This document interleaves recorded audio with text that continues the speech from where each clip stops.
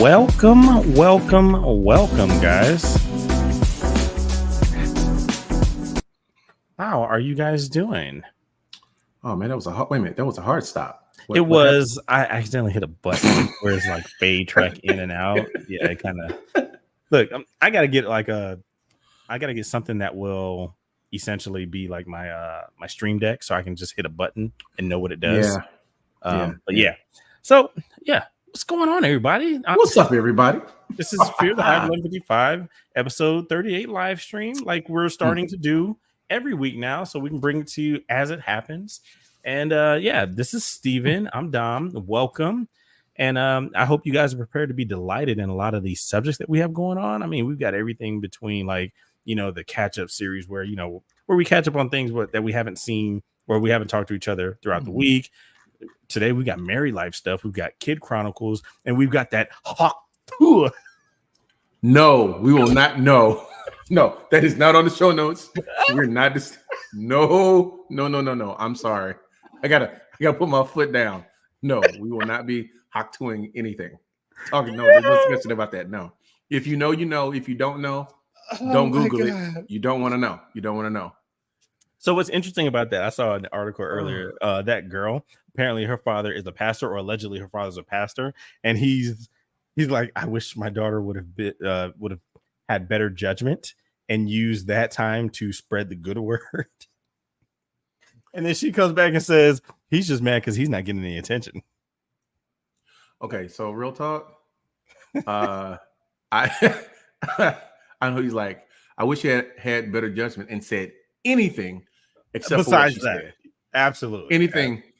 If someone, parenthetically, listeners, if someone walks up to you on the street to do an interview with a small microphone or a big one, just know that whatever you say could be a meme about you for the rest of your life. So please refrain from saying anything that you would not want broadcast on your Facebook profile or on your parents' Facebook profile in any of the interviews. That's just a word to the wise. No. Have you seen? You know what they've done to her? She's not just a meme. They put her face on top of Ryu's body. Haktulkin. Oh no! It's really bad. It's so bad. At any rate, thank you guys for watching. I see my man Adrian hopped on. Yeah, Adrian, we do this once a week. We won't be talking about basketball stuff until like the sports podcast. But hopefully we can get your wife on in a couple of weeks so she can tell us about the real estate market in Charlotte. That would be great. Adrian's wife is a real estate agent and she's really good. She got a listing up right now. The house is like $1.4 million. It's an amazing house. If I had enough money to bid on it, I would, just on the strength of it being a nice house. So we need to get her on the show. Yeah.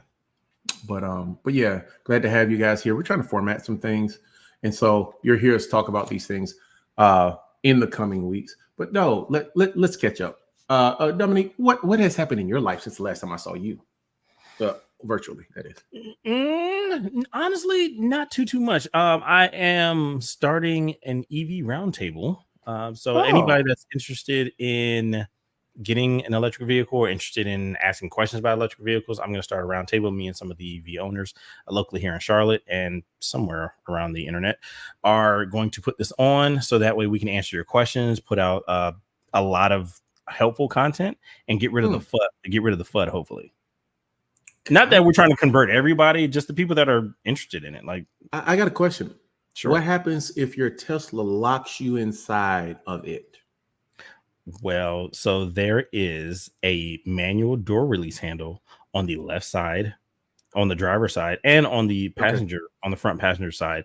So that should not happen. She panicked and totally forgot that was there. The fact that you know exactly what I'm talking about lets me know that this resonates with the EV community. If you don't know, there's this, I don't want to say elderly. So there's about 50, 55 year old white lady. You know, she bought herself a Tesla, charged her Tesla, gotten her Tesla to go somewhere, and there was no Tesla-ing happening. So she was going to try to get out of the car and figure out why her Tesla wasn't doing any of the Tesla stuff. And she couldn't get out, right? She couldn't figure out. She tried to go to the manual, but she couldn't open the glove compartment because, you know, electricity. And so I like to give Dominique a hard time because he's a Tesla advocate. All of the I'm not a Tesla advocate. I am an electric vehicle advocate. I'm not biased. Hey, Dominique, you own a Tesla? I do. Dominique, you about to buy another Tesla? No. Wait a minute. Wait. Right here. I'm looking. You about to buy another Tesla? No. Oh, you know what? 545, episode 38. I need y'all to write that down. So when we come back in 10 weeks and Dominique has his second Tesla, we want to remind him. I already have 2. And I won the battle. Thank you. Now, moving on. You said I was in the process of buying another one. I already have 2. It was a setup. Clearly. It was a setup. Yeah, exactly. She trades in Q. He owns 2. So he is effectively a Tesla advocate. Hey. Which is why I give him so much grief when, you know what I saw yesterday? What's that? I saw a Rivian. And that thing was beautiful. Really? I was like, I am not Ghost Jr. Thank you. And I don't know why she's saying this, because for those that don't know, that is my wife. She's my wife. She's trolling us right now. Wait a minute. How's she gonna troll? She got the other Tesla. Exactly. Boo. Exactly. She's got the other one, the more capable one. But yeah, no, I saw the Rivian, dude. It was dope. I was like, she said, I was like, yo, I know I'm buying a truck next, but if I wasn't, I'd seriously consider it. Yeah, seriously consider it. So yeah. You know what I've been doing since the last time we talked? No, Steven. I know you were here. I've been buying land. Really? Where? In heaven. Oh my God. That thing is so stupid. That's so annoying. Like, I saw that and I was just like, I don't think that's how that works. I'm pretty sure that's not. You cannot buy land in heaven right now. That was the dumbest thing I've ever seen in my life. The dumbest thing ever. Okay, so if you don't know, recently, like a day or two ago, there's this report that there's this pastor. I don't want to say it's in Nigeria, but I think that it is. Oh. He's selling plots of land in heaven. And then you can even get a loan for it. That was the other thing that I saw. I'm like, how do you get a loan? First off, what is your problem? Like, pick up your Bibles. Please. So I gotta pay my tithes and my offerings and the building fund, and I gotta buy a plot of land. Wait a minute. And you gotta buy a plot of land. The Apostle Paul never said anything about buying land in heaven. That's not a thing. And I think that whoever purchased that land needs to find some non-believer to sell that land to, because you getting got. Oh, yeah. Since the last time you saw me, I've got my very own Stanley Cup. Oh my God. Stanley Cups. I don't. So what is the hype around Stanley Cups? Like, what's going on now? I'm glad that you asked, because for Mother's Day, I got my wife a Stanley Cup, right? Okay. Saved up for like 2 months. Got her a nice purple, it's like lilac Stanley Cup. Their joint is dope, right? Okay. And I was like, because that's what she wanted, I'm gonna get her a Stanley Cup, whatever. And then when she got it, she was like, my water stays cold all day. And I was like, okay, yeah, whatever. It's a thermos. It's supposed to do that. It's supposed to do that. Okay, so here's the thing. Stanley Cups are really, really good. They're so good. If I put ice water in my truck and I leave the house and I go shopping for 4 hours, when I get back. Why are you shopping for 4 hours? Shopping for 4 hours. If I just go, when I say shopping, I really mean window shopping. Let's be clear. If I do anything, if I'm like, it could be in the truck like for 4 or 5 hours, and you come back to show ice in the glass, in the Stanley. Like I've had overnight water with ice in it. And I've done that before. For some people, it's not a big thing, right? But if you're trying to drink water like I am, because I cracked $2.99 last week, woohoo! All right. If you're trying to drink water, it keeps water cold all the time. Like I put ice water in my Stanley Cup. I filled up, put water in it yesterday around, I guess around 10 o'clock. Mm-hmm. And I still had ice this morning till about 1 o'clock. And that's like a full day. So it's phenomenal in that way. It probably is not that much better than other ones for the price that you pay. I mean, who wants to pay $75 for an ice keeper? But it's really good. Well, It's good. I admit, my daughter has been bugging me for those, and we finally caved a little bit. And okay, I will say Yetis and right now Stanleys, they're probably the top 1, 2. I don't, put them however you want, but that is very important. Like the fact that you can put something in there and it stays cold or hot, depending on whatever it is you're drinking, for hours on end. Dude, is really amazing. Like my wife, she's an avid coffee drinker or a tea drinker right now, and same thing with her. She'll drink it like 3 hours later, and it's still at least warm, or I don't know what's the difference between hot and warm. But what's that? It's an in between there, but she loves it. Let's put it that way. And I'm glad my money's well spent for it to do the thing that it advertised that it does. Yeah, no, they are phenomenal. Don't get it twisted. And I got this one for free. My wife's new job. She got swag, and so this is mine. This is dope. I don't go anywhere without it. Nope. Mine used to steal all my swag too. Yeah. Well, I mean, I'm just returning the favor, So, but yeah, land plots in heaven. If you see them, don't buy them. They're not real. Not only are they not real, not only are they not biblical, they're what's the word? Scam. Yeah, that too. Vertical. Really, really, really, really, really, really, really bad. Yeah, don't do that. But yeah, I saw that. I thought it was funny, and then I was like, he's actually selling these. This is a problem. It's amazing. Anyhow, the internet, undefeated, all the time. Yeah. Moving is for the birds. We're almost done moving. Oh, so you guys are in the spot now. Yeah, that's why I don't have any of my stuff up. I got the one painting up, but next week I'll have the art gallery up. I have all the stuff up in the house. So you like it so far? I'm sure it's quiet without the little ones, but Oh my God, it's so quiet. You never realize how loud your house is until your kids are not there for an extended period of time. Mm-hmm. It is lovely, absolutely lovely. But yeah, I'm enjoying it very much so. You there with your best friend? Yeah. Hey man. Hey. So all right. So what we're trying to standardize the show, right? We got a couple things that we want to talk about, right? Because we don't want to just be shooting the breeze the entire time. We want to let you guys in on some of the conversations that we have, and then maybe you can add to that conversation. You can give us your feedback in the chat. You can expound on something that we've discussed, or you can tell us how that affects you. But we started this because Dom and I would frequently have conversations about married life. Like that was the thing. Like we'd call and we'd keep each other lifted up in masculine energy and strength, trying to be the best husbands that we can be.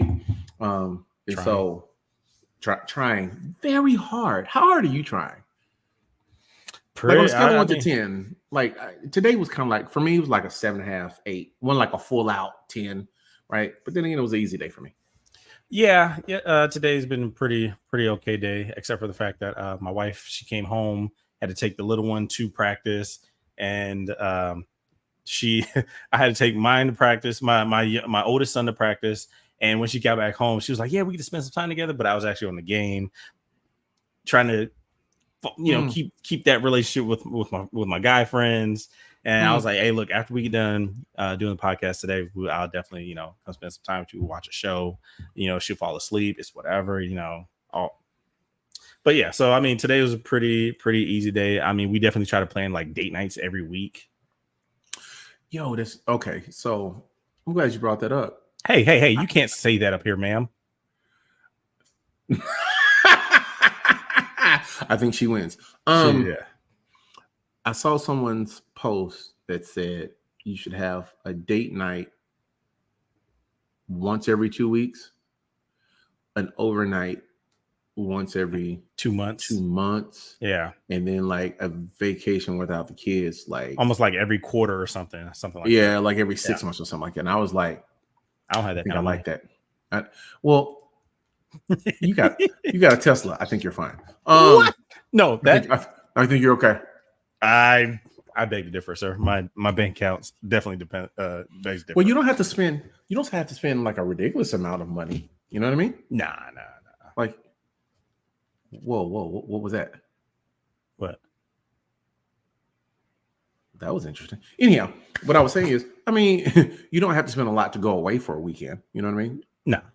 You really don't. But taking the time to spend the time with your significant other is definitely. And by all means, anybody that if you have any questions, comments, anything to say, please put it in the chat. We are streaming on all of our social medias, so definitely, where you're watching this, definitely tap in. We would love to. I mean, we'll answer some of the questions as long as they're not, I mean, if they're funny questions, we'll answer them regardless. But I'm just saying. But yeah, me and Dominique were talking last week, and you really have to be able to be a good friend if you want to be in a sustained marriage. Mm-hmm. Yeah, because we're hitting 10 years. Well, we just passed 10-year mark not too long ago in May. So, and it doesn't even feel like it, but we've been together. What is that? 12, 13 years? Yeah, about 13 years. Dude, I was talking with my wife, and I was like, you know what? You're my best friend. like, and I mean, I got guy best friends, right? Mm-hmm. And we're gonna be best friends forever because that's the nature of guy friends. Right. Like, I haven't seen them in 2 years, but we're still cool. We will always be cool unless one of us shoots each other, and then as long as we don't both die, we'll probably still be cool. But like an actual, your spouse ends up having to be your best friend. Like if this is going to be a life partnership, you really have to be skillful at being a friend to someone. Because if you're not going to be a friend with your spouse, you're going to be miserable.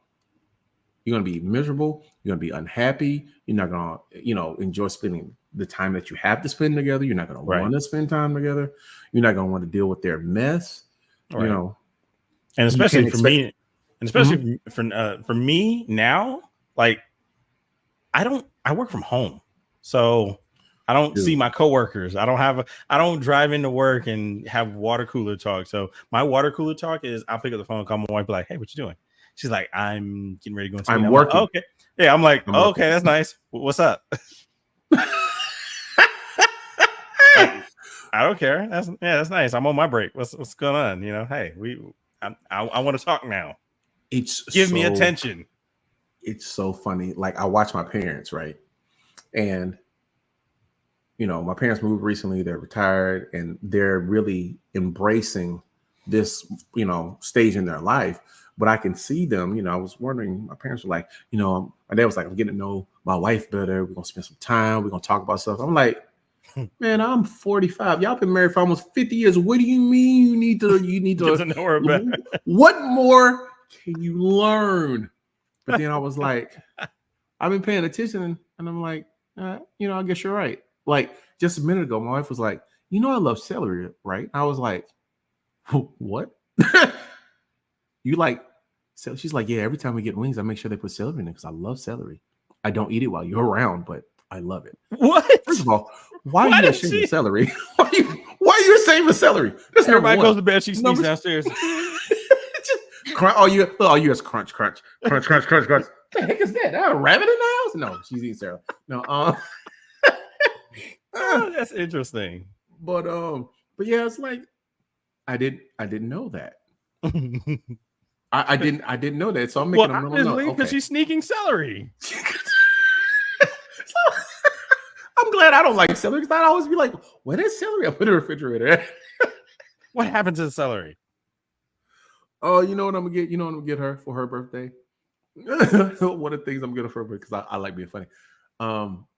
In the new house that we're at, it's got a little place for a garden, so I'm gonna get some celery seeds and I'm gonna grow and just grow some celery. Be like, you know what? You don't even have to buy it anymore. Just go pick it. It's right out there, babes. I got you right here. I got you right here. Oh, dude, you know what we did the other day? Okay, so the kids are gone, so we stuck with each other. Right? We're stuck with each other. So we spend all this time together because I work from home. She's got her new job. She's gonna be working from home. So we spend all this time together, right? We were in the truck yesterday, and we were like, while we're driving, why don't we pull up the lyrics to these songs and look at them? What? Like the songs that the kids listen to? Listen, no, like our generation songs. Oh yeah, no, you don't want to do that. Yeah, okay, no, and I'm not talking about rap, right? Because you would think if you're trying to listen to rap, you're gonna. Oh no, I'm talking about R&B stuff. Like, yeah, you look at the stuff like the music like dominate that our parents used to have us in the car listen to, and we used to be singing along, and it was just like, hey, these are just words. Then you start looking back at it, you're like, there's no reason why I should have been singing that. No reason at all. There's nothing from the 90s that was R&B that we should have been singing other than Waterfalls. If it wasn't Waterfalls, shouldn't have been singing it. Like it's also we tried. What were we listening to? I forgot what we were listening to, but there was a lyric.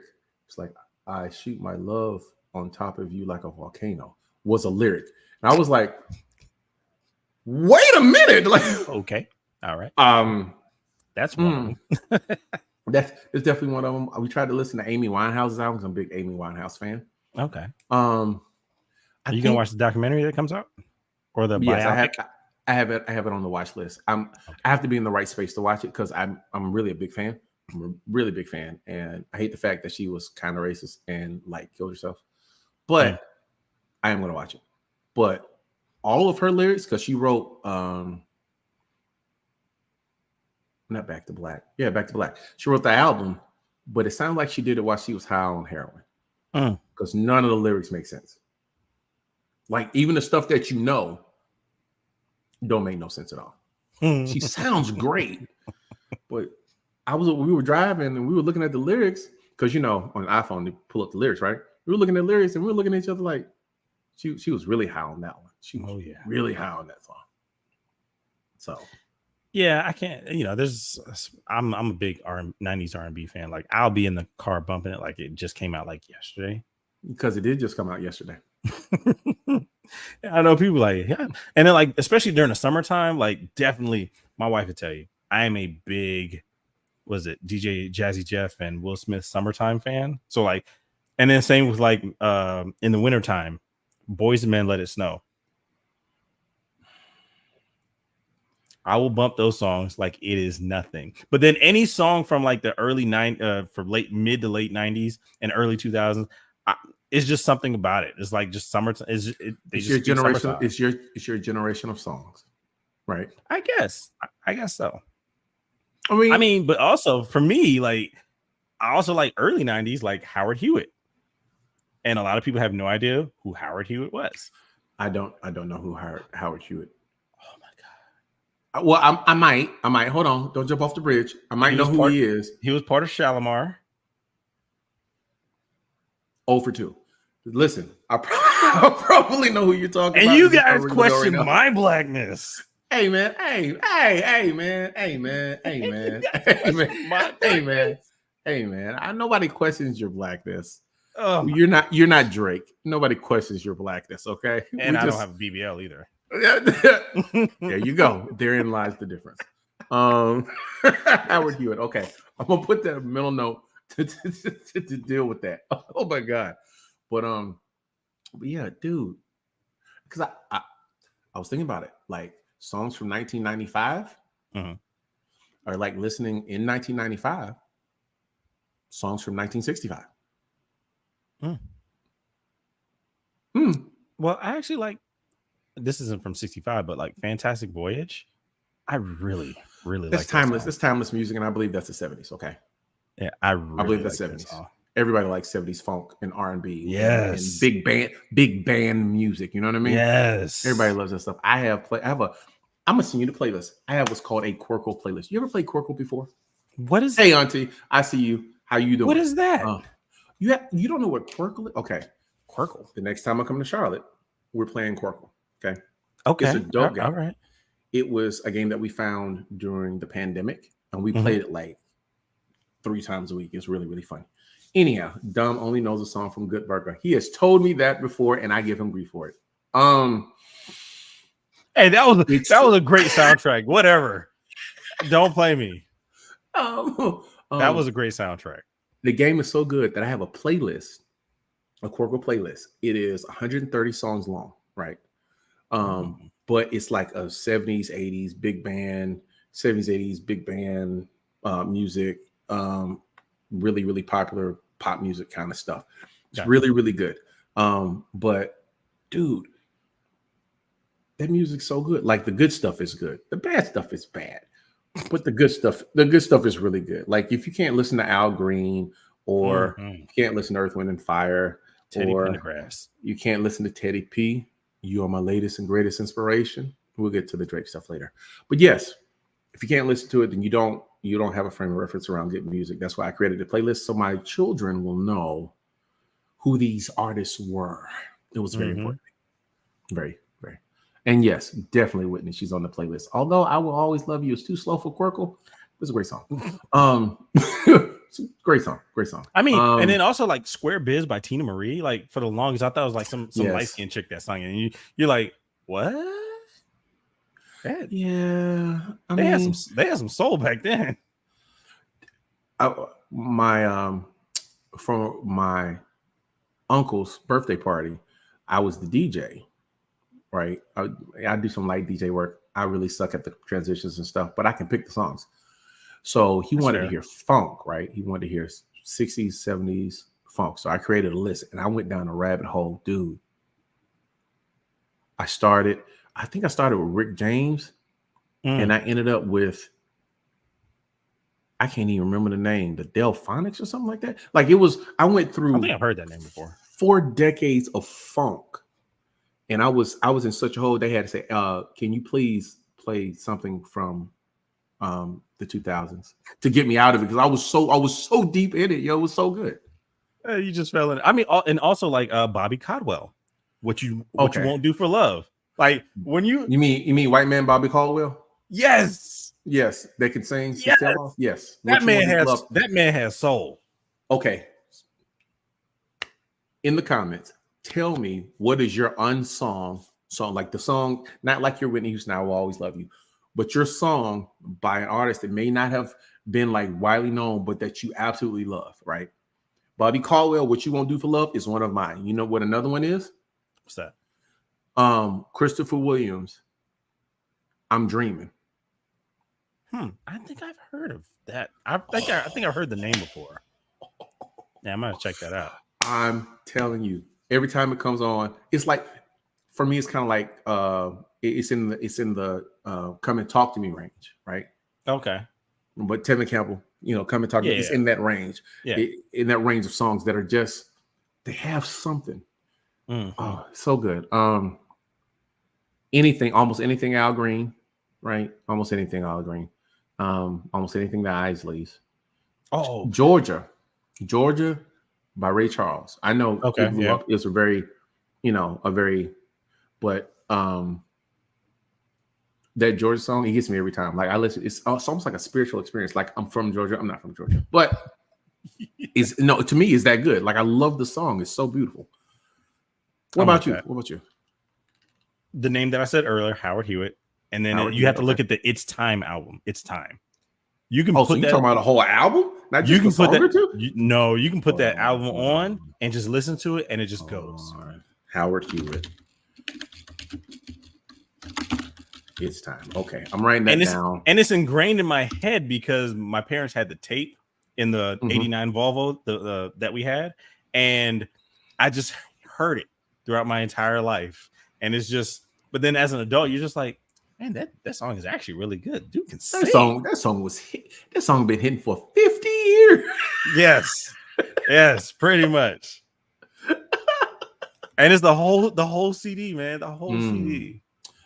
Minnie Riperton, Loving You. That's fair. Yes, fair. That's fair. But yeah, dude, how do we get here? Music's, lyrics, married life, wife, best friend. Got Yes. it. I do. You got to backtrack. Well, We was out on a yeah, limb. bringing it back. I mean, Bring it back. also for me, like me and my wife, as time goes on, and it's those times that we spend without the kids where, you know, you kind of see that person again, and you're like, hey, what's up? Like, what's going on? Where you been? You know, out of the rigmarole that you got with the kids, and you're just like, the more and the years that go on, the deeper that I feel that me and my wife, the connections that we have is definitely growing to where, you know, I'll just, when the kids aren't here, I'll be like, hey, let's go do something crazy. You know, let's go to Walmart at like, you know, 10 o'clock at night. Not any Walmart. Like, definitely don't go to like Wilkinson or like Brookshire. Do not do that. That's a death wish. But some of the other ones are Brookshire. fine. You talking about the one way out on Brookshire? Yes, Calibridge. Yes, you do not like go Calibridge? there. No, and then you also do not go to the one on Tryon. You don't even go there during the day. Okay, first of all, I haven't been to Charlotte for a year, right? But even I know the one on Tryon, that should be, you know what? You used to have to show a college ID to get in. That's it. It should be the college Walmart, and that's it. But the one in Calibridge has gotten that bad? Come on, man. It ain't that bad. Yo, yes. Nobody's been shot. Nobody's been shot there. That we know of. Not like the one off of 485. The one that well, at least that one was. Go ahead, say it. That one, the baby was in that one. So at least that one's famous. You had someone famous on that one. Right in the produce department. Right in the he shot him in the produce department? In produce.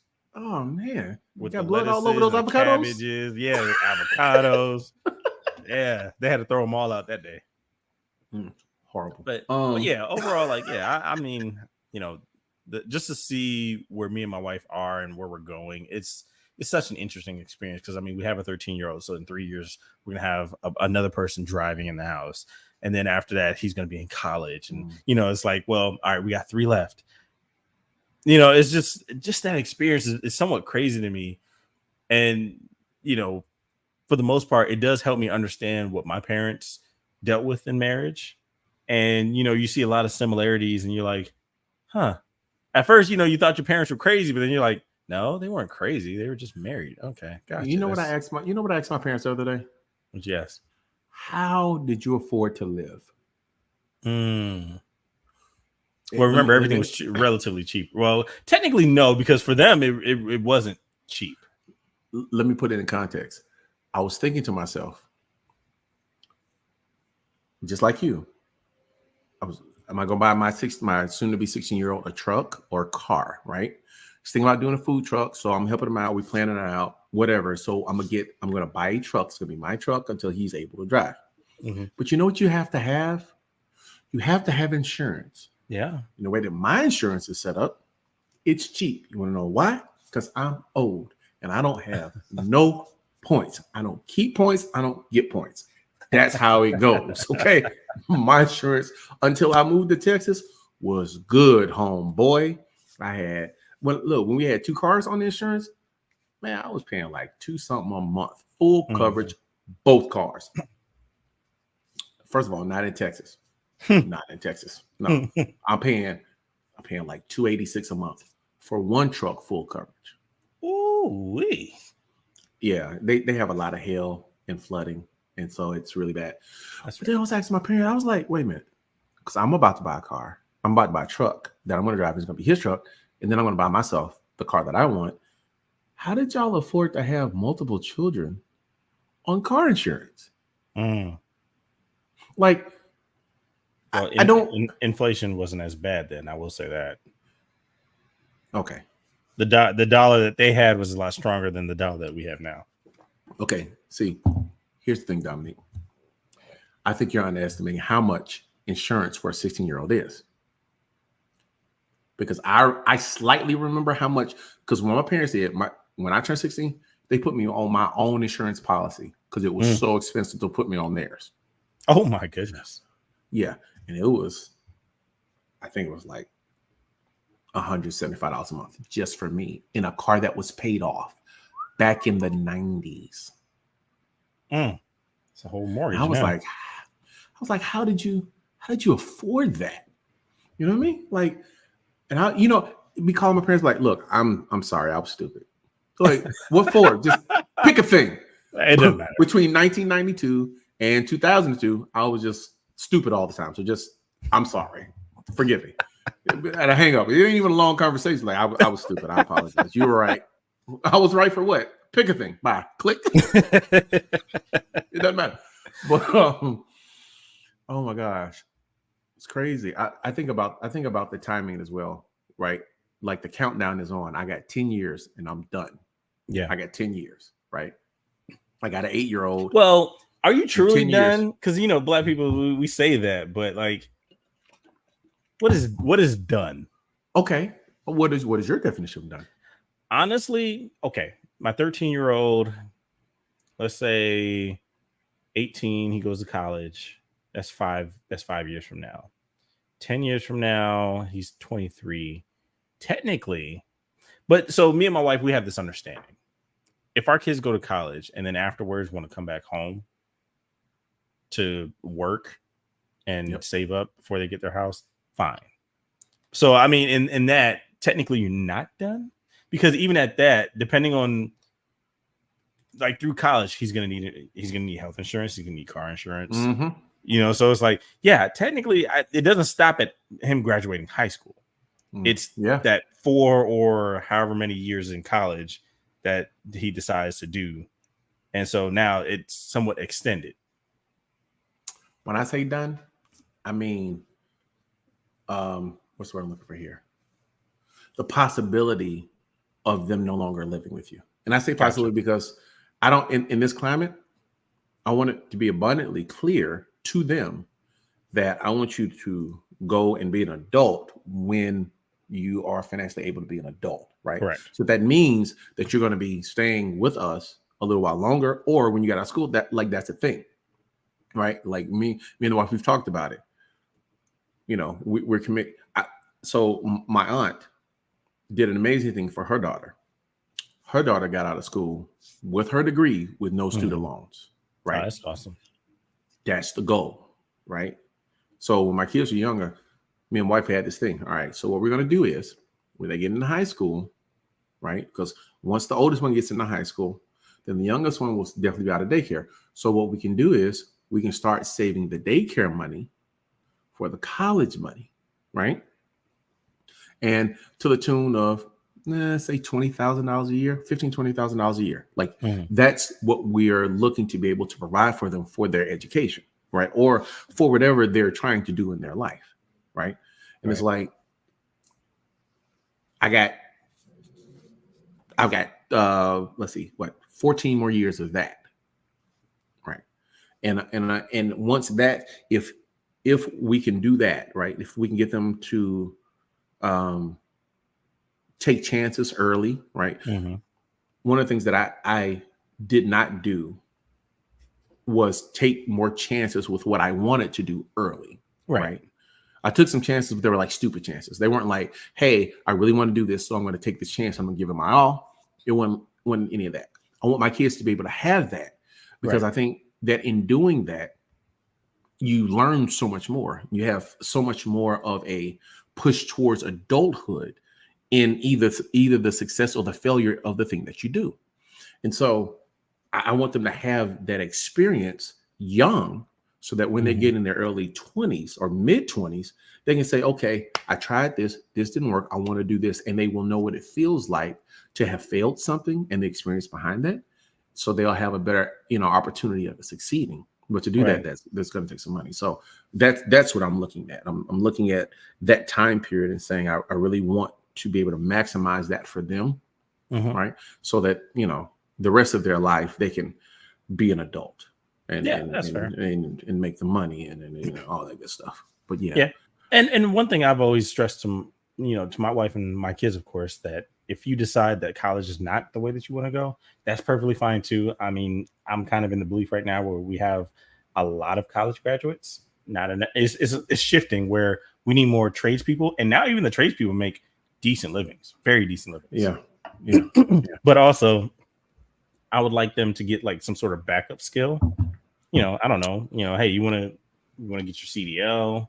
You want to get a few computer certifications. So in that way, let's say, the job that you're going for does not do well, you still have this skill over here that you can survive off on and be able to, build yourself back up. Now, I will say, yeah, getting a CDL is probably one of them that I wish I had.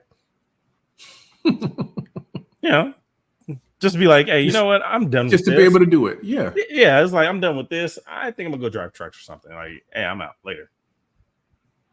Well, so I very much agree with that. Like, one of the things I tell my kids frequently is, you're going to be more than one thing. I'm drilling it into their head. Pardon me.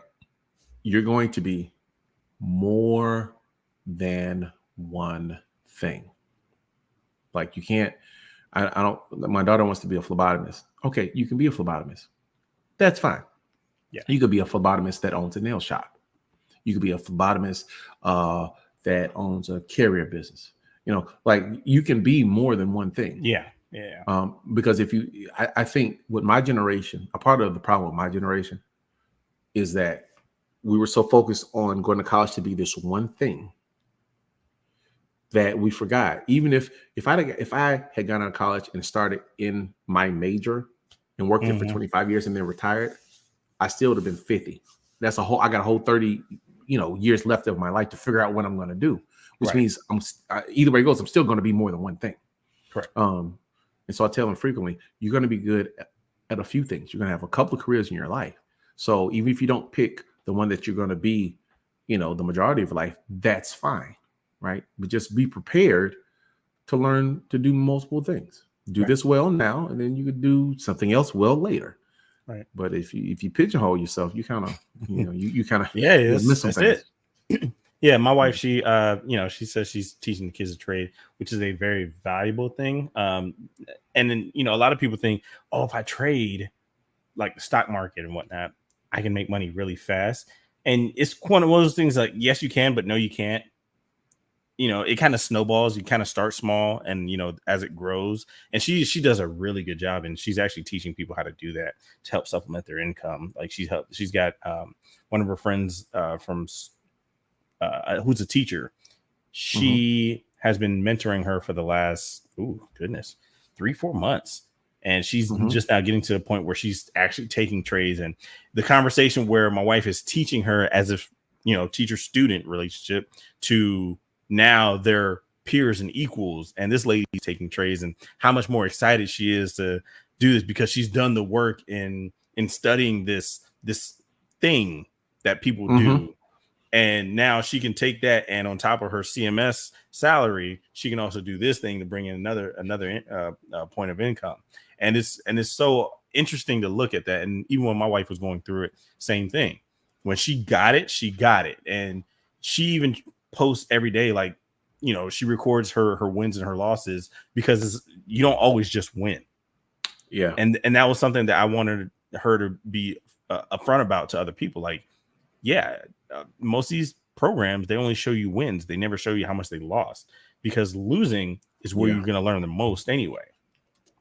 So, but yeah, I mean, it's a lot of different avenues. And I mean, being parents, man, I have to say, how am I somebody's parent, man? I still eat gummy bears and stuff. I think we all know how you're somebody's parent, but we're not going to talk about that. But yes. You know what I had? What I had the other day? I had what's the gummy bears that come in the white package? The Albanese gummy bears? The what? Gummy worms. I told you, you're gonna make me actually Google it. I cannot remember now. Gummy worms, white package. Well, while he's trying to figure that out, so I'm from Germany, and Albanese. I said it right. Albanese. They are, without a doubt, the best gummy worms on the face of the planet. Well, they didn't come from Germany, so they're not the best. And I recently got these from Germany. Okay. Listen, I love Haribo as well. Straight from the germ, man. I love the Haribo. But these Albanese, man, when I tell you, they got sour ones, and then so like the regular ones are like heroin, and the sour ones are like crack. I've never tried heroin or crack, but I would imagine those are the kind of responses that you would get from them. They're that good. I had a whole bag, and I was like, I was visibly shaking because I had run out of. I went and I snuck my wife's regular ones. I ate like 2 of her 12. No, they're not albino gummies. They're Albanese. Albanese. Albanese gummies. They are amazing. They are actually, in my opinion, don't get me wrong, I have a very honorable place for Haribo in the gummy bear canon. They're better than Haribo, in my opinion. You should try them. I don't know, man.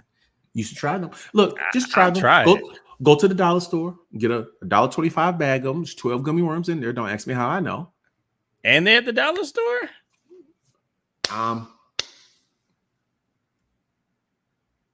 We'll see. We shall see. What? Oh, dude. Okay. So, my friend D Eichelberger, he put some songs in here. John Edwards, Tin Man, The Blackbirds, Mysterious Vibes, and Dreaming of You. Donald Byrd, Dominoes, You and Music. I'm gonna send these. I'm gonna send these to you afterwards. Yeah, send those. That last one I've heard of. The other two I had not. Dude, and granted, I'm open to listening to new music as long as it's not new R&B. Yeah. I can't. New rap, new R&B. It's not for me. I'm not saying it's bad. I'm just saying it's not for me, and that's okay, right? Dude, you know what I'm trying to do? What's that? As we move off of this whole financial segment that we're in, I want to create a trust. Right. So a friend of mine is doing what your wife is doing, right? His goal is to make between $500 and $700 a day trading. Yeah. Right. Ha, May. See, I told you. What? So in a slight inside joke, when she was starting this trade, I was letting her know, I was like, $274 a day is 6 figures. Yeah. And what's crazy is, and I just had to brag on my wife for a second, but my wife hits that like times 5 consistently. Really? And does she need more money to invest? That's the question. She's gonna have to answer that. If she sees as part of it. I don't know. I can hear her right now. I'm not a fiduciary. Okay? Right. I'm Bobby Axelrod. Okay. I'm Bobby Axelrod. All right. I'm going to get you returns. Just don't ask me how I do it. Right. So she does that, consistently. So it's just, that's good. That's what's up. Yeah. But about your friend? No, he's doing this. Like he's been doing this for a couple years. Like he got an LLC and all of that good stuff. He's in there. And so he sent me some program and I was like, I'm not going to do that right now. Because it was completely Latin to me. And I will pick it up because I anticipate having more time, like later on in this year. But he does it. And I was like, yo, how are you? He was like, yo, I got the business set up and have you looked into a trust? And I was like, well, what is that? So I started looking into it. And so I got a call in. I'm going to speak with an accountant next week and a lawyer the week after that to see, like, I want to create a family trust, right? You put money together, you create a trust, and for the purposes of financial stability of the family, right? Well, and a lot more than that, because what Black people don't know is when you own your house and you're thinking you're passing it on to your kids, it still has to go through probate, which means the government or the local government comes in and gets their piece before it passes on. But you can protect yourself from that and your family by putting your assets into a trust before that happens. So in that way, it doesn't even hit probate. It just goes directly to where who it gets transferred. They're financial instruments that the Black community has by and large, either ignored or have been ignorant of using. And at this point where so many are in or are able to use them, I want to be a part of people that are actually using them, right? And yeah, you're right. Even in the midst of a will, assets being passed from one person to another trigger certain tax liabilities. Exactly. However, assets that are part of specifically organized trust do not garner the same tax liabilities. And even though you won't necessarily own the property, you will be managing the property and have access and a type of ownership over it, and you reduce your liabilities around it. Go ahead. Right. And one thing I really want us to understand is stop taking your taxes to your cousin and them so she can fudge it to get a certain amount back.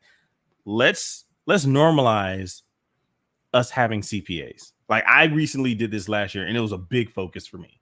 And my wife would tell you that I just kept saying, I want a CPA. I want a CPA. Like, everything she said, I was like, yeah, I really want a CPA. Got mad. Dominique got mad. Look, because I'm tired of that. Stop taking your taxes. I'm tired of it.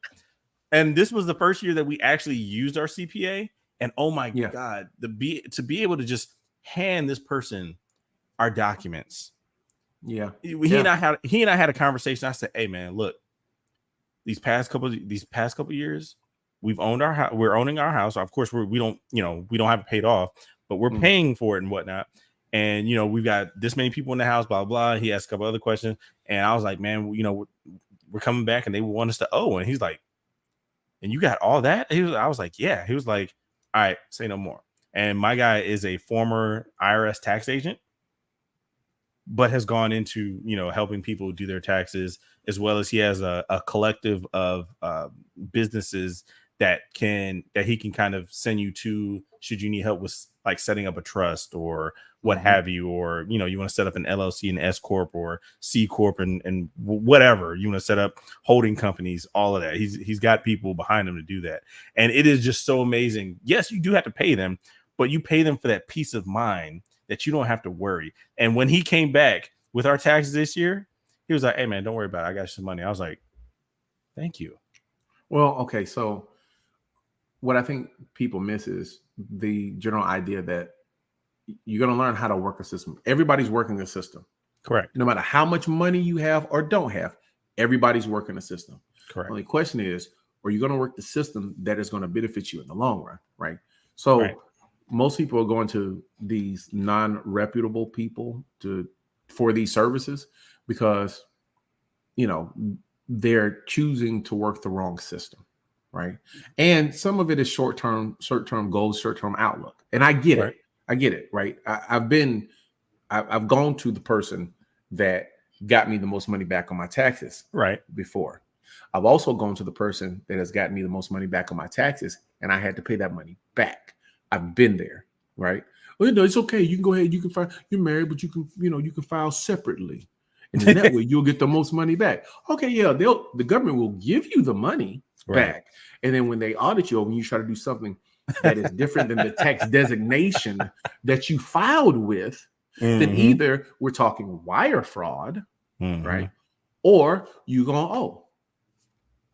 And so from that, I've always had a tax person that had insurance on their business. I need to see your license. I need to see your insurance documents. I need to make sure that if they come to me, I'm going to send them to you. Right. Want to know why? Because I don't deal with the government. I don't one-on-one. I don't do that. Give them what they want, and they'll leave you alone. I deal with them through either an accountant or a lawyer. I don't deal one-on-one with the government. You want to know why? Because you lose not one-on-one. Yeah, you will always you lose. They will corner you. You have no options, no legal recourse. Always lose. Always lose. There's no winning one-on-one. But yeah, no, I agree with you. Like some of my dreams is to turn what I do here with us into like a business. Like 99 Media is who quote unquote produces this podcast and a couple others. And that's just me doing it as just myself. I'm paying for it myself. I'm not, but I'm starting to look at it and say, you know what? Maybe sweat equity. Yeah. And it's like, you know what? I kind of want to turn this into a business and start being able to do certain things and be able to get certain grants. And so I can actually launch this thing farther than where it is. Not that I'm not happy. It's just like, hey, I don't foresee myself working for the man for forever, essentially. I kind of want the time where I do what I want when I want and still make what I want to make. Here's beauty. Here's beauty of it, Dominique. I've got friends that are that way. I foresee myself working for the man the majority of my life. But let me tell you why. Because I foresee myself in the near future being able to, I got some Rubicons to cross. Rubicon, Oh man, you got some Jeeps? RUBICONS. No, but once I dig out of this hole, that was 2024. I've got some mechanisms set up and whatnot. I want to be able to go to work because I want to go to work. Not because I have to go to work, right? Yeah. And I want to go to work because I want them to pay for my health insurance. That's True. what I want. Yes, like that. Yeah, it's a strategy. Yeah, it's a strategy because everybody knows that Steve comes to work because he likes coming to work. He don't necessarily need the money that we giving him, but we gonna give it to him because he works well and he don't bother nobody. Right. That's fair. And then I go home and I make my real money and everybody's happy. Yeah. Well, because a lot of people say, I'm just gonna start my business. I'm gonna work for myself. And it's like when you start looking at those the taxes that you have to pay when you put yourself on payroll. And then the insurance that you have to pay. Look, you're just like, wait, what? Stop. Don't be out here talking logic to people's dreams. People like, I want to start my own business. Absolutely. But I'm just saying you have to understand. If you don't want to work more than 40 hours a week, picture. You don't want to start a business. If you don't want to work more than 40 hours a week, if you think 40 hours a week is the max that you're gonna work, a business is not for you. I don't care what anybody says. Yeah, because you're working 80 hours a week there. 80? You want to make some real money? No, 80 ain't gonna do, buddy. 80 is not gonna do. You know what? You're never off. The stress. Okay, so I've had the stress of paying payroll twice in my life. And there is nothing in the world more stressful than making payroll. Nothing. Taxes are not as stressful. Traffic court is not as stressful. Traffic court. Making pay. Yeah, like there's this Beyonce and Jay-Z song where they mention the fact that they have businesses and the fact that they're I think it's called Boss, right? And they talk about making payroll, right? And it was like a throwaway line for a whole lot of people. But unless you've had to make payroll before, you don't understand how big that is, right? Unless you know that these people have worked for you for the last 80 hours over the last 2 weeks. And now you got to pay everybody but you. No, I don't want to hear it. Don't want to hear it. Don't want to hear it. So real quick, this guy I've kind of watched over the pandemic, and he puts a lot of stuff in perspective and not the sweet stuff. Not like, you can buy an $80,000 car and just write it off as a business like it's nothing. No, he'll say, you can, but be careful. Exactly. And this is where he's talking about. He's like, you just have to be careful and you have to know what you're doing. So his name is Carlton Dennis, and he kind of puts a lot of nuggets in my head on like, okay, cool. Yeah, we can do that. And I'll bring these strategies to my CPA and say, hey, can we do X, Y, Z? And, if my CPA says, no, that's illegal. But let's back up for a minute. You're saying what a lot of people forget to say. I take this idea to the legal and ethical professionals to get their opinion as to what it needs to look like and to whether or not I should do it.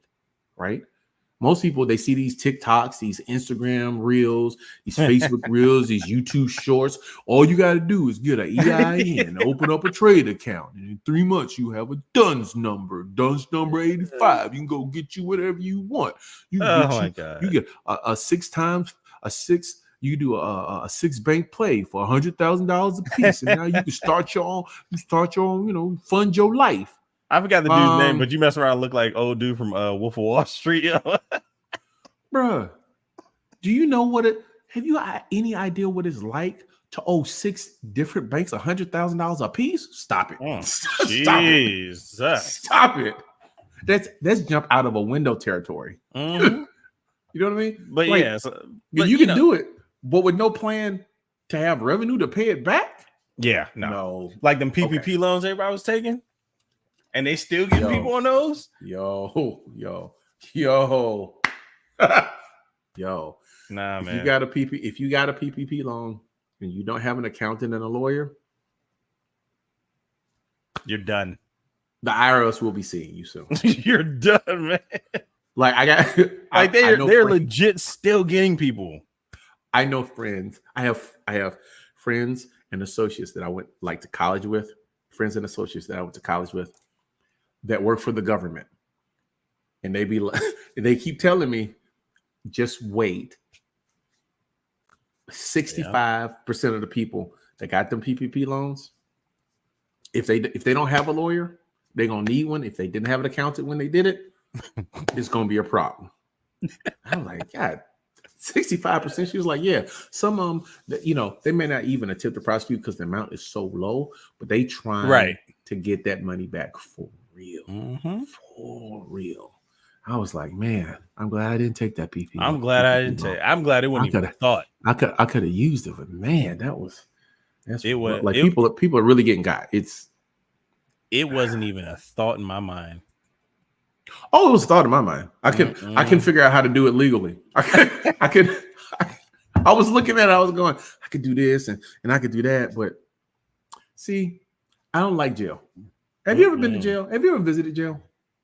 So as a kid, not like jail, like I got caught up in something and I didn't do it, but it was like a bunch of us that was going downtown and, they started fighting some people. So they just rounded up all the Americans and no, I have not been to actual jail. Let's put it that way. Mental note for another episode because we're at an hour already. Back in my early 20s, I worked at a company that had a contract for the jail downtown Charlotte where they keep the inmates. Okay. So I had to go in there and I had to clean the ducts in the prison. So I went there and they closed the door behind me. And then there was like, hold tight. And I was what? Like, why? Because you can't open the other door until the two doors that you just came through are closed and locked and latched. And I was like, I did that for 2 days and I was like, y'all gonna take me off this assignment. Not gonna work. Yeah, not going to work. Right. Me and jail, we do not get along. I'm only telling you this right now because if you know me, I do not co-sign to any illegal activities. Right. Okay. And I will tell you right now, I'm a snitch. That's what I am. I'm a snitch. But I'm sorry. This man said, hey, I don't care. Nobody. Nobody. If they come and ask me, I am going to tell them. I'm going to tell them. At this stage of my life, yeah, you're right. Like, hey, look, I got a mortgage paid for it. I got a kid. I got 4 kids. What are we talking about? What are we talking about? Like, sir, did you see? He's right there. He's right down the street. I saw him the other day. Mm-hmm. Yeah, no. What else you want to know? Yeah, no. Here's my lawyer's name. Call him. Yeah, I know. You think I'm going? No. Got way too much to lose right now. Now I'm good. Jail? Oh no. That is not the life for me. I can't do. You got to be kidding. Anyhow, yeah, we're relatively at an hour, but let's go ahead and get through this. Hey man, and everybody out there, y'all watch Power, right? If y'all do, I need to know what did y'all think this past episode was good? What y'all waiting on? And for those that haven't seen it, you're tripping. You're seriously tripping, dude. Tariq, he's leveling up. He's leveling up, but also there are so many parallels to OG Power right now. So many parallels. It's crazy. Okay. Yes, I've watched it. Yes, I have to admit that it is definitely the evening soap opera for me. Okay, it is. That's what it is. That's what it is. Let's be clear about it. But it is quite entertaining. It's extremely entertaining. Do we want to keep the fidelity of our viewers watching Power, or do we not care? For those that have not watched Power, this is a spoiler alert, so you can go ahead and get off now. Don't get off. Just you should have watched it. All right, it's Tuesday. You should have watched it. You should have watched it. You should have watched it. When do you think Tariq's gonna find out that's his baby? So the question is it actually his baby? It's his baby. Quit tripping. You're right. I mean, I'm just saying because Dirty Diana was busting it open with Swing too. So whoa! Why you gotta call it Dirty Diana? Come on, man. Because she is Dirty Diana. Every time she goes to a family dinner. Come on, man. That girl just trying to live her life. She's just trying to live her life, her best life, and she's living it. She said her best. And not no more. She's not. Not no more. She's not. She got to make some decisions. But so right now that's gonna be her get out of jail free card with Tariq and Monet right now. No. Yes. Okay. They're not gonna kill no pregnant woman. The last pregnant woman they killed, that was Molly. That was Tommy's girlfriend. But Tommy did that. That was on him. Okay. All right. Do you think Kane is going to end up killing Noma, or Noma's going to end up killing Kane? Because that whole sexual energy they got going on, that whole situation, I think is destined. Yeah, she likes to be. How Noma got her groove back? Yeah, she likes to get hit a little bit.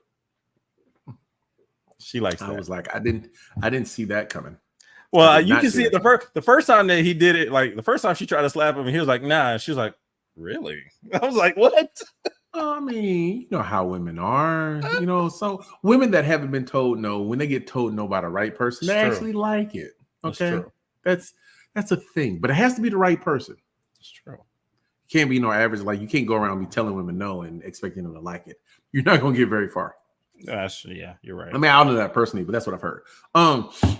But yeah, great episode. Good enough episode. I need a little bit more, and I hear this next episode is supposed to be. It's the mid-season finale. Midsummer which finale. Which I despise mid-season finales. I have to say that. Like I don't. Why not? Why do we have a mid-season? This is an oxymoron. Mid-season finale. Finale is final. End. Not you can't throw a mid-season and say no. Yeah, this is mid-season. No, it's called marketing. No. It's called marketing. It's stupid. It may be. Give me the show. You gonna watch it? Give me the show every week. You gonna watch it until you're done? Yeah, I'm gonna watch it. Okay, of course. There you go. I'm gonna watch it. But I'm just expressing my opinion. It's okay. It's all right. Okay, I got to talk about this before I go. You know how I feel about this. I don't know if you watched it. First of all, happy belated Juneteenth. For anybody that wasn't watching, recently there was a murder on national television. On Juneteenth. On Amazon Prime, Kendrick Lamar murdered Drake again. He was like, "Do y'all want to see?" He's like, "Do y'all want to see a dead body?" Everybody in the crowd was like, "Yay!" And then that was a reference from Back to the Hood, Boys in the Hood. He pulled Drake out and then he shot him in the forehead. If you haven't seen it, but 5 times though. Okay, first of all, let's be clear. It was called Kendrick's Pop-Up Shop. He did it on Juneteenth. He brought in everybody from the West Coast. He started with Euphoria. He ended with Not Like Us. And it was the most compelling media on television at that time. Yeah. Not just because the songs were great, but because the production was great. And because he knew exactly what he was doing, shooting that man in the forehead again. Now, metaphorically, for those of you who are wondering. The culmination of the entire concert was him performing Not Like Us to a crowd that seemingly knew all of the words, and they performed it 5 times. 5 times.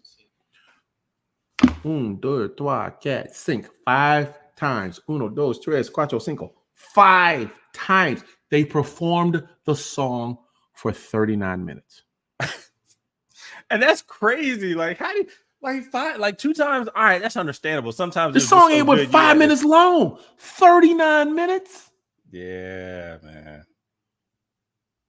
Look, that's crazy. Not only that, did you see he had all of the gangsters on the stage? It's like the who's who of gangsters of LA. Like it was like a police buffet. They call it Goonteenth. That's how many people were on stage from different sets. I heard LeBron was in attendance. LeBron was in attendance. Westbrook and DeRozan were on stage. Yeah, what are you talking about? No, I heard at one point LeBron was like, "Yeah, I'm gonna go get on stage," and Savannah was like, Savannah "Absolutely was not." You're absolutely not LeBron. Absolutely not. They're not like us. We're billionaires. You're not going to stage. You may run the court, but no, sir. No, sir. No. They're not like us. We're worth $1.5 billion. You're not going to stage. Yeah. You may not. I'm sorry. You may not. I'm a grown man and I'm your wife. You may not go stage. You may not go stage. But yeah, dude, it was, and people have underestimated. Like, and I get it. There's a certain segment of the population that stays in touch with this, and there's a certain segment of the population that doesn't know and doesn't care. But for those that have been paying attention, they understand that this is a cultural moment. And this is a thing, right? Just like it to me, it's like Old Town Road, right? At first, it was people ignored it. Stupid song. I'm not listening to it. Whatever. Yeah. And then in mass, people realized that it was a cultural thing, right? And then you got the remixes, everybody singing it, and now it became a part of the zeitgeist. There's another word for you. I don't know how to spell that one though. Became part of the zeitgeist, right? Not like us is a part of the zeitgeist. It's a part of the very fabric of music at the moment, right? And to tell you, I watched it live. And I was like, this is amazing. The fact that he got Amazon to do that, like his manager's really good. Online, they were like, yo, Jeff Bezos has no idea what's on his network right now. well, he's not majority owner either, so whatever. He's not majority owner, but whoever's in charge did not know that this was going to happen like this. Not to mention the fact that the performance was amazing, but clearly he's been thinking about this for a while because the camera shots, the stage, all of it was very meticulously planned and excellently executed. Like the part in the song where he goes wop wop wop wop wop, and they show it from like 6 different angles. Oh, it's dope as crap. Like if you've ever been in a production studio, you've ever seen a producer do their job, then you appreciate how difficult that moment was. And they did that moment 5 times. Like it was special. The whole thing was special. He brought Dr. Dre was there, Metro Boom was like Mustard was there. It was dope. Thing. And then some people are giving him crap about it. So like it's practically like the day after they were like, so you need security in the hood now? I was like, oh, come on, man. He's working here. Like, come on, guys. Yes, he's going to have security. First of all, if you don't know where the stadium is, you saw Silas saying you knew it was something you wanted to hear again. Yes, because it's I can't wait till Kids Bop has their version that comes out. I can't wait because I'm trying to find an edited version of that song. It's horrible. Kids Bop version? Oh my god! You don't rock with Kids Bop, man? I haven't. Whoa! No! That's a yes or no question. Either you rock with Kids Bop or you don't. I can't say yes or no because I haven't heard their stuff in a while. That means you don't. That means you don't. Not. I'm telling you right now. Only Sith deal in absolutes. Well, then call me Darth Steven. You need to get on Kids Bop. Okay? You need to get on Kids Bop and quit playing. Kids Bop is dope. It is dope. And once Kids Bop 24 comes out, or actually it's going to be like Kids Bop 25, but it's going to have like 100 and something right now. They do it every year, dude. It's dope how they do it. Like I don't understand what all goes into it. Track into a kid's song. It's already a kid's song. What are you talking about? Every kid across America is singing the song. You want to know why? Because it's so simple.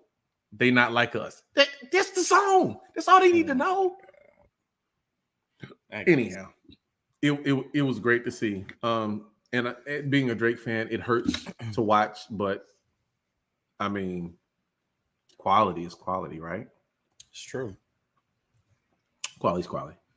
Anyhow. All right. Yeah, let's go ahead and wrap this up, man. I mean, we could do this for a whole nother hour. Yo, wrap that gavel up, B. We could do this. Thank you all for watching. Miss Poso, thank you for watching. Adrian, thank you for watching. She Trades NQ, thank you for watching. I know you're in there making that money right now, plotting your moves for next week. You know, we need to get that. You know, go ahead. We'll work on it. We'll work on the whole fiduciary thing, right?